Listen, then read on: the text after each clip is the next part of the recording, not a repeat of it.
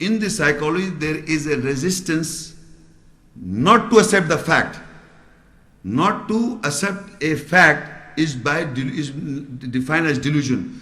That sometimes the human psyche is in a manner that it deludes the reality of the ground. Deludes, meaning it doesn't accept the fact. Is a resistance to reason. He will not argue, he will not reason.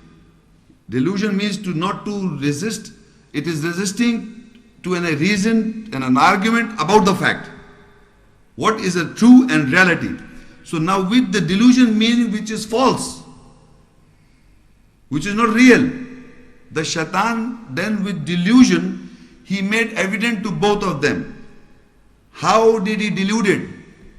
He said something which we accept, we believe that how we accept that we will become angels.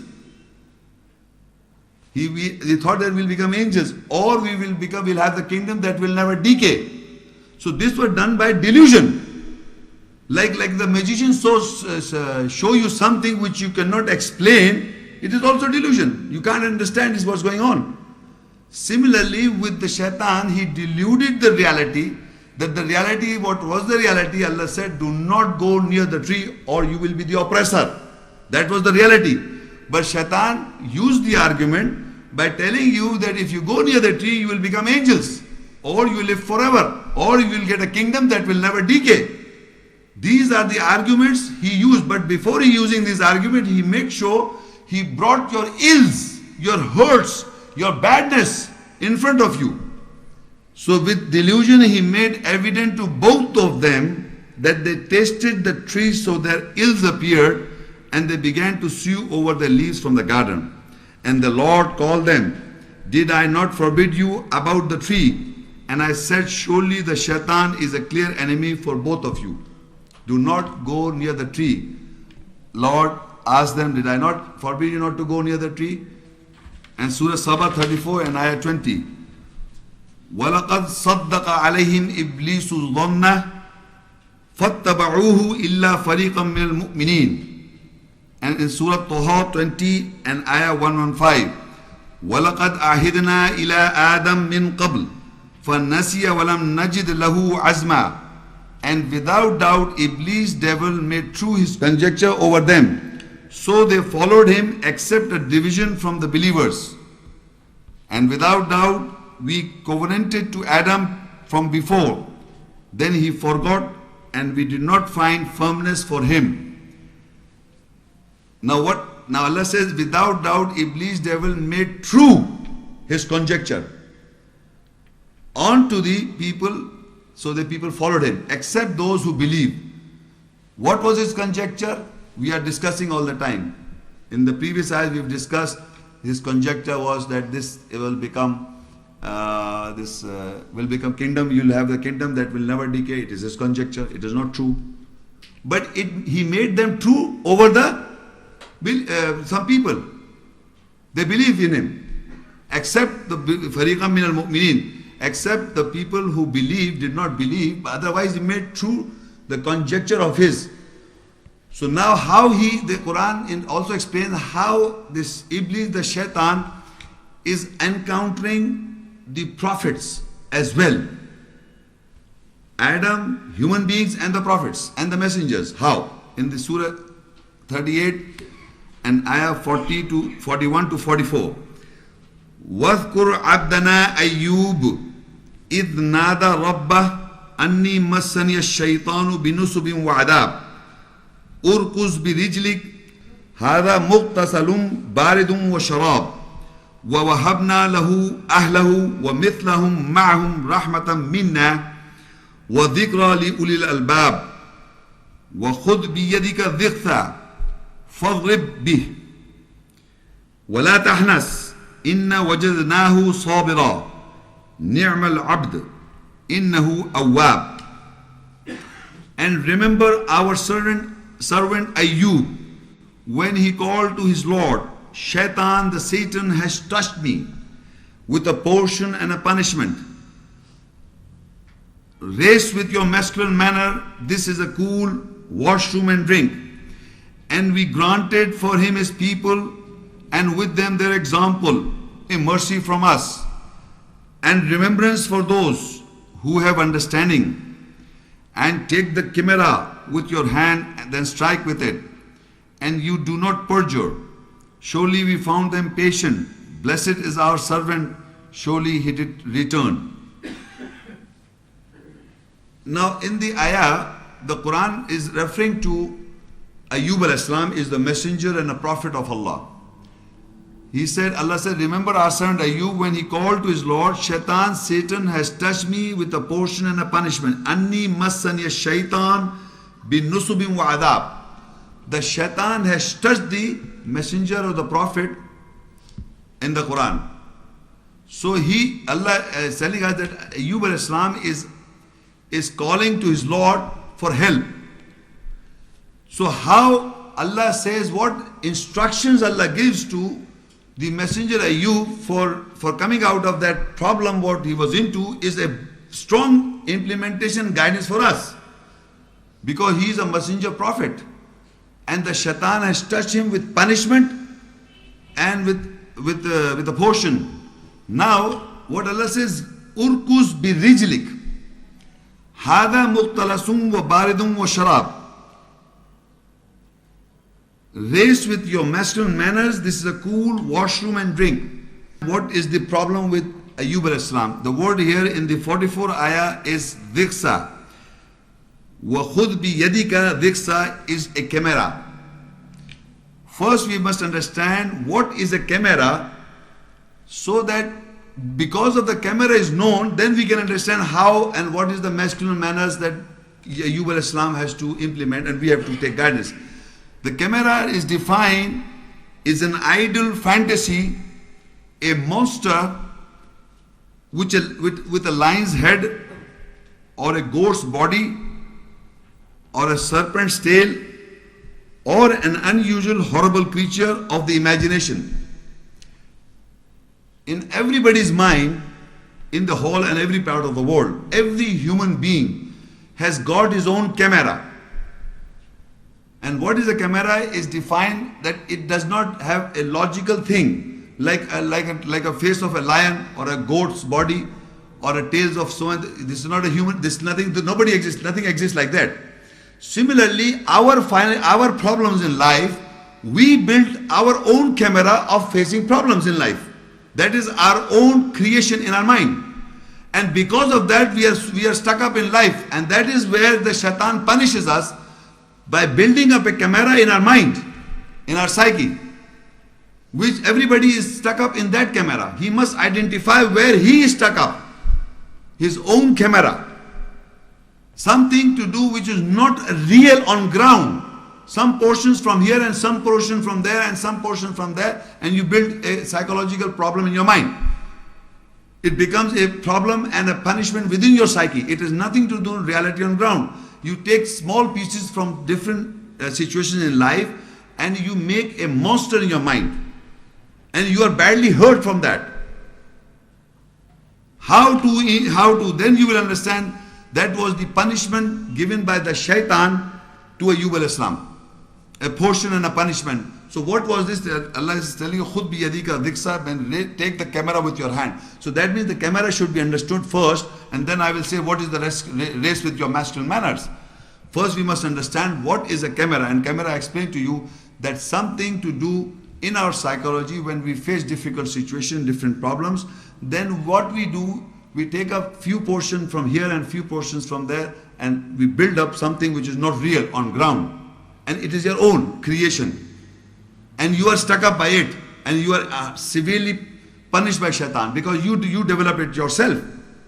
So in that context, if you know, so Allah says, urkuz bi rijlik hada muqtarasum baridum wa sharab. First we have to understand, it's a race with your masculine manners, that is cool washroom and drink. So physical walking or physical jogging is simply understood by physical running. But what is a psychological masculine manner to race with?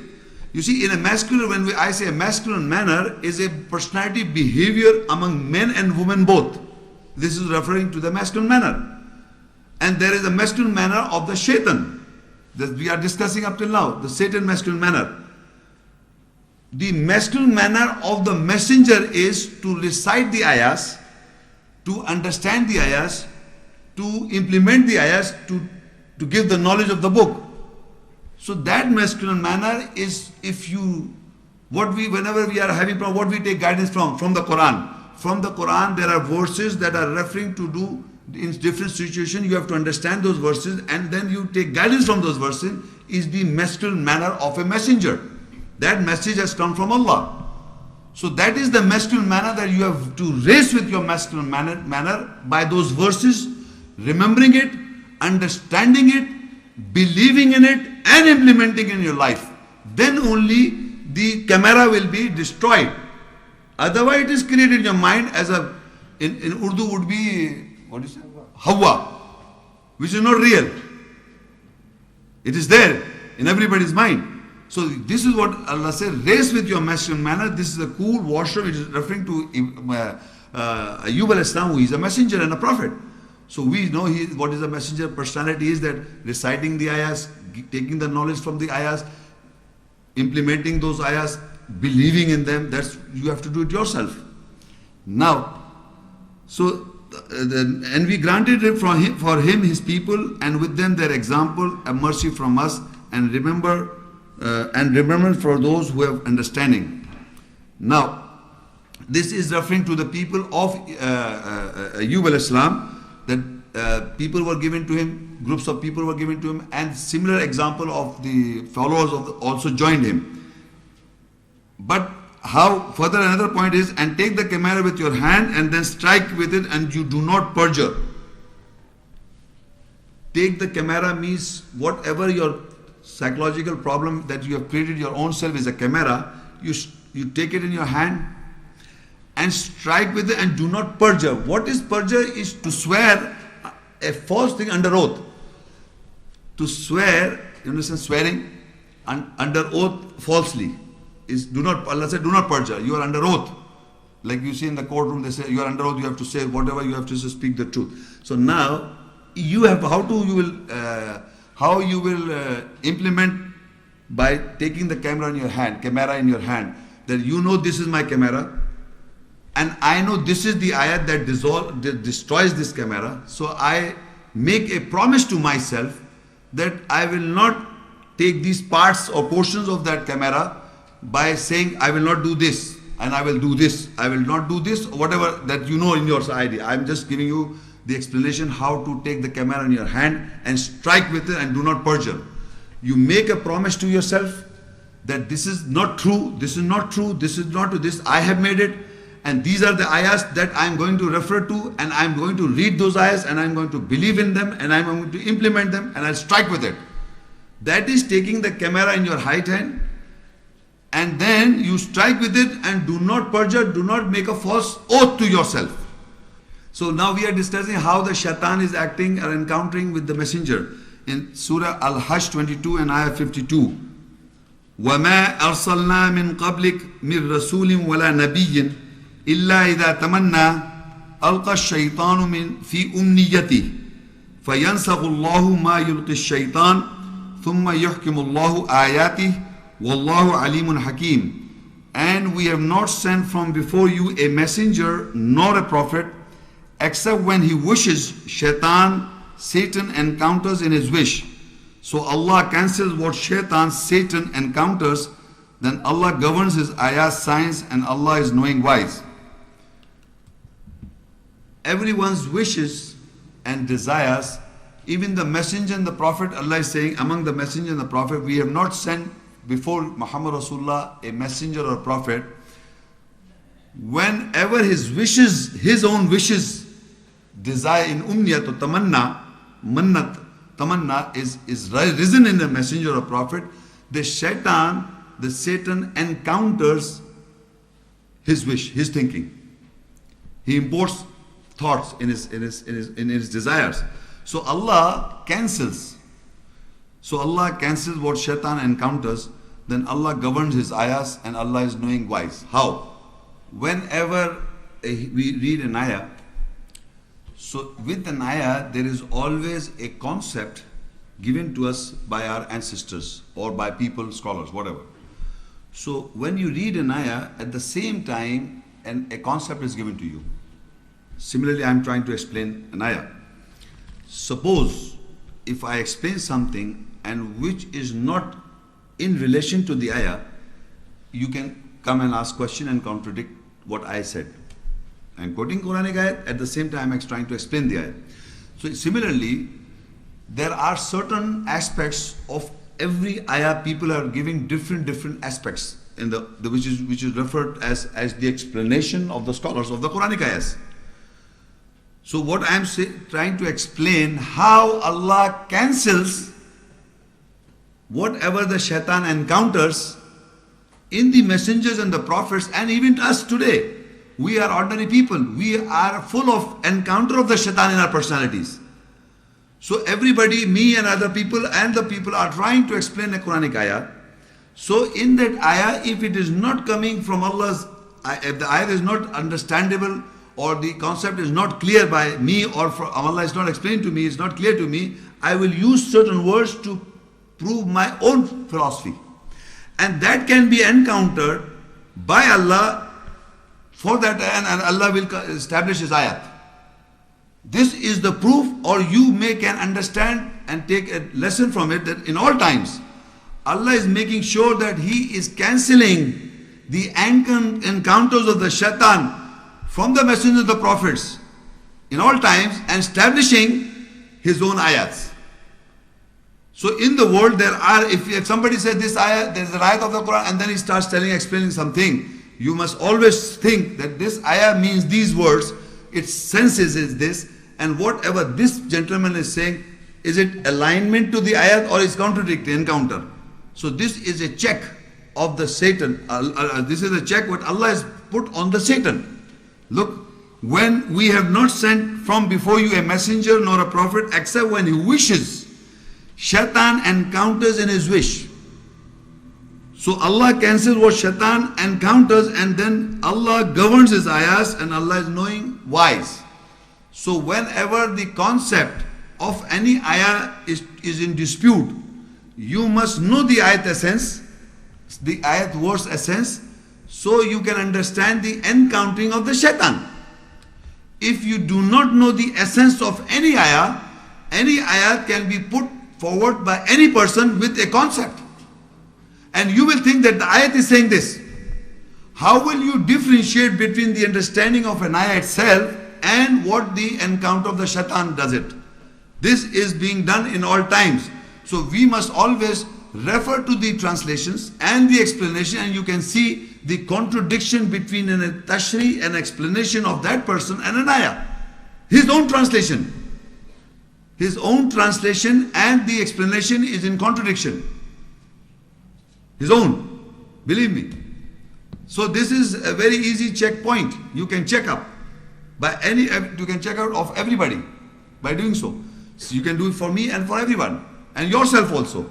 Because not necessarily you are only you got the shaitan with you also. So you must also know how the shaitan is encountering in the message and the prophet's personality, and a concept is being put forward with an ayah. So that is counselled by Allah, and the ayat is established. Similarly, again how the shaitan is doing so with the messengers. In Surah Al-An'am 6 and ayah 112. وَكَذَلِكَ جَعَلْنَا لِكُلِّ نَبِيٍّ عَدُوَّ الشَّيَاطِينَ الْإِنسِ وَالْجِنِّ يُوحِي بَعْضُهُمْ إِلَى بَعْضٍ زُخْرُفَ الْقَوْلِ غُرُورًا وَلَوْ شَاءَ رَبُّكَ مَا فَعَلُوهُ فَذَرْهُمْ وَمَا يَفْتَرُونَ. And likewise we made for every prophet the shayateen, the satans of mankind, and the shayateen, the satan of jinn kind, an enemy. They inspire golden sayings, deluding each other. And if your Lord had willed, they could have not done it. So leave them and what they have invented. Among the prophets and messengers, the shayateens of mankind, the evils of mankind, evil thoughts of mankind that has come by the shaitans of evils of mankind and the jinns, are encountering, they inspire golden sayings, deluding each other. In the Arabic is Zukhruful Qawli Ghurura. Ghurura is again delusion, which is not true. Again, a false mental conception, resistance to a reason, with regard to actual things of matter, which is real. It is a resistant, is a false mental conception, resistant to reason with regard to actual things of matter. So now, how the shayateens are among mankind and among jinn kind. The shaitan or the shayateen or the satans of mankind and the satans of jinn kind, they are deluding each other by golden sayings regarding the Prophet and the Messenger. And people, believe me, they say it in such a manner that people believe it. And they can't say anything about the religion, about Allah and about the prophets. How can we talk about, say no to it, because Prophet may have done this? Because you are using a name of the Prophet or Messenger. So people do not say anything, they just listen about the messengers and the Prophet. And I give you example. You see, these are the certain verses from the Bible to have a comparative view. And I will read, and you see that these are the things written in the Bible, supposed to be the word of God, astaghfirullah. And you see how you see about a prophet, and we just take it no notice. According to the Good News Bible, Jews and Christian faith. If it's an Old Testament, Jews also believe. And if it's a New Testament, Jews and only Christians believe. So when I read a verse, it is a concept, a belief of Jews and Christian both. And he, Noah, drank of the wine and he lay naked. What is the message? What is the message? That the Prophet Noah drank wine and lay naked. So now we listen as if nothing happened. And it is about Noah alayhi salam, astaghfirullah. So this is said in the Bible. And people listen to it and then nothing happens to them. That's what I'm trying to say. It is, they have made as the Zukhruf al-Qawl means the golden words. It's in the Bible. Now you can't say, well, it's in the, we cannot talk about it. The Christian, if you talk to a Christian, he will say, I can't say anything. It's in the Bible, there must be something to it. There must be some good thing in it. And they'll try to justify that. They will not just throw it out. They cannot. They cannot, because it's a golden words. This is what I'm trying to say. And further you look in Genesis 9:20, this was Genesis 9:21 verse. Then in 2 Samuel 11 book and 6 to 25 verse, David wickedly caused the death of Uriah, the husband of Bathsheba. He wanted to have relationship with Bathsheba, so he made sure he was a soldier, this Uriah, he made him dead. Put him into the war and he killed him. He was killed. And then he wanted to have relationship with this woman, wife of that Uriah. So he did it. As if nothing happened. David, this is Dawud al-Islam, astaghfirullah. That's related to personality of David. And further, and David sent messenger to fetch her Bathsheba. They brought her to him and he made love, intercourse to her. Then she went back home. Afterwards she discovered that she was pregnant and sent a message to David to tell him. 2 Samuel 11 to 4 to 5. Nothing. David doing relationship, bringing somebody's wife, having sex, no problem. What do you get? What is the understanding of this? Of a prophet, Dawud al-Islam. So this is something written, like it is presented in golden words, and men said like that is the Bible and this and that. Nobody takes any effect. That's what I'm trying to convey, that it is like a flowery talk or a golden word said as the Bible says it, and we have to believe it. We can't open our mouth. About the personality of David.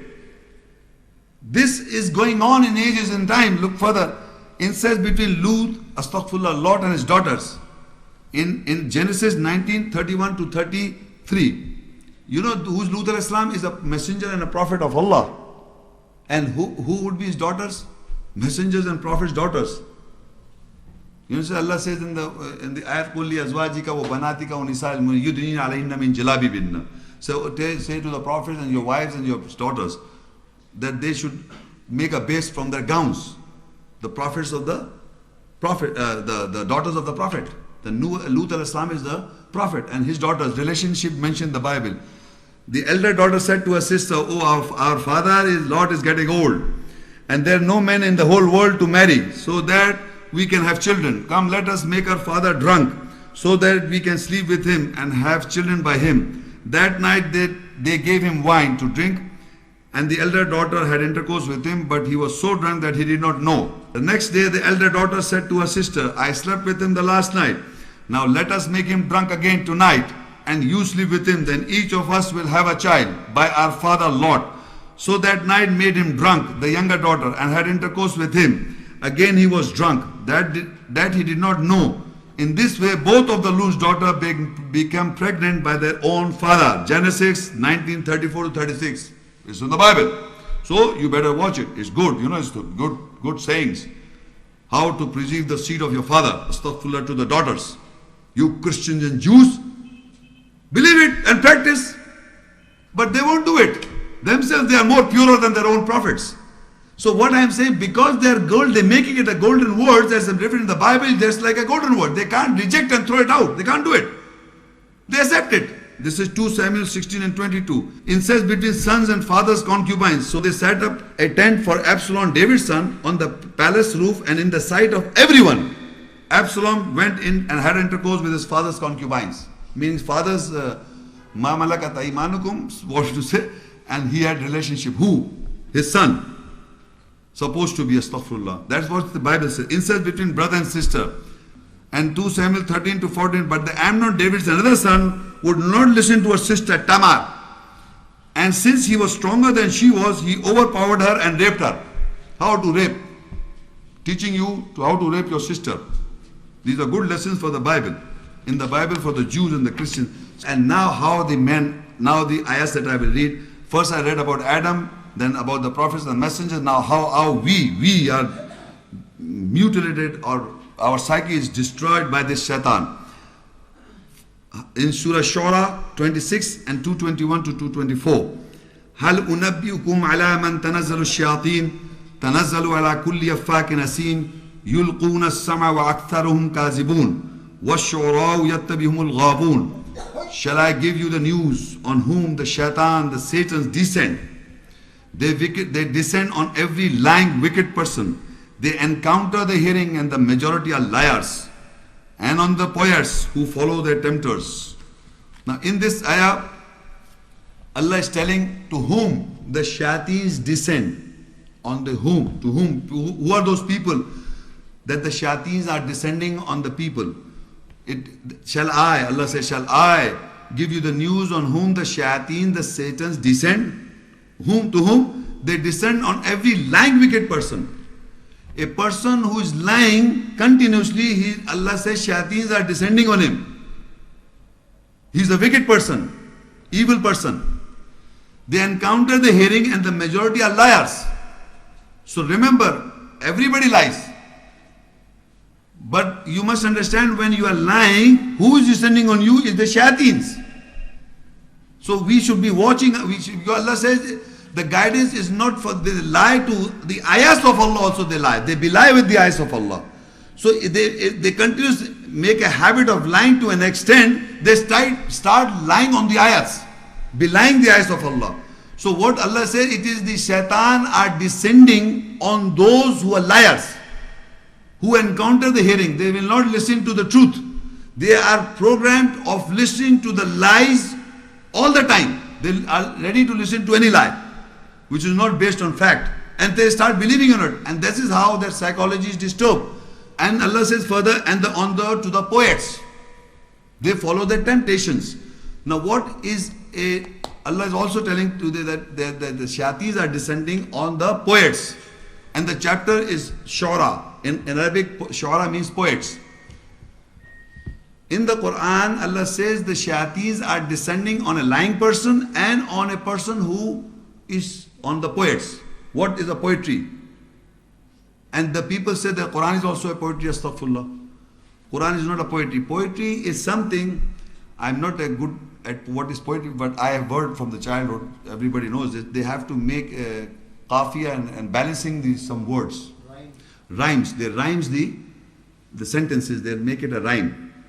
And in that rhyme, they rhyme a sentence, not necessarily it means the same thing. You understand this, the choice of words are taken whenever a person writes a poetry, it has to be in rhyme. So what they do is what the poet does is that he takes up words and try to give a sense to something which is an emotion or a feeling which does not have a meaning. You cannot write an emotion, believe me. In your lifetime, nobody can write anything about any feeling. I will give you example, but before what let me explain to you what poetry is. Poetry, they rhyme the sentences. When they rhyme it, they make it in a rhyme position. To the words doesn't mean what is being said. It becomes something else. But they say this is what the meaning of a poetry is. So every explainer of any stanza is different. Everybody explains differently because he perceives it or conceives it in a different manner. So poetry is something that the choice of words are taken, which is not a factual statements, which are based on falsehood, which are words are used which does not mean what it means. This is what poetry is. In Ash-Shura 26 and 210, وَمَا تَنَزَّلَتْ بِهِ الشَّيَاطِينَ وَمَا يَنْبَغِي لَهُمْ وَمَا يَسْتَطِيعُونَ إِنَّهُمْ عَنِ السَّمْعِ لَمَعْزُولُونَ. And the shaitan, the Satan, has not descended with it, with the message. And it is not desirable for them, and they do not have the capacity of the message. They are definitely isolated about the hearing. In these ayahs, Allah is clarifying, and then they say, because they say it's a devil's book. This book is basically a devil's book. They don't want to read the Quran. So Allah says it is not the Satans have not descended with it. The shaitan have not descended with the message of Allah. They cannot, because they don't, it is not desirable for them, and they do not have the capacity to do it. And they are definitely isolated about the hearing. The shaitan themselves, even if they try to listen to the essence of the message of Allah, they are isolated. They cannot comprehend the essence of the message of Allah's ayahs. And the proof of this is even the enmity of the Quran, people who are against Islam, against the truth in the Quran, they will never ever read the Quran, and after reading the Quranic ayahs, they projected the verses, the internal evidence, and make a mockery of it. Never. Have you ever heard about the Jew or a Christian or a Hindu or a Buddhist, any non-Muslim who read the Quranic text, take the essence and they can make a mockery of it? He will never do it.